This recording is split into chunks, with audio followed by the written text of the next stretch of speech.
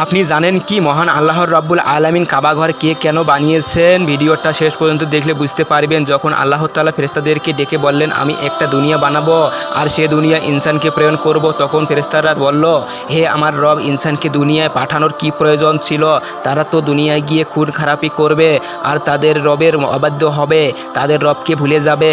আপনি আমাদেরকে দুনিয়ায় পাঠান। এ কথা শুনে আল্লাহ ফেরেশতাদের উপর নাশক হয়েছিলেন। তখন ফেরেশতারা আল্লাহকে খুশি করানোর জন্য আরশে আজিমের চক্কর লাগাতে শুরু করলেন। সম্পূর্ণ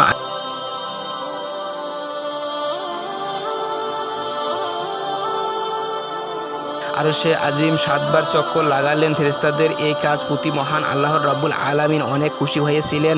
তখন আল্লাহর রাব্বুল আলামিন ফেরেশতাদেরকে হুকুম দিলেন, দুনিয়াতে এমন একটা ঘর বানাও যেখানে আমরা বান্দারা এসে তাদের নিজেদের গুনাহ মাপ চাইতে পারব। তখন ফেরেশতারা আল্লাহর হুকুমে কাবা ঘর বানিয়ে দিল। সুবহানাল্লাহ।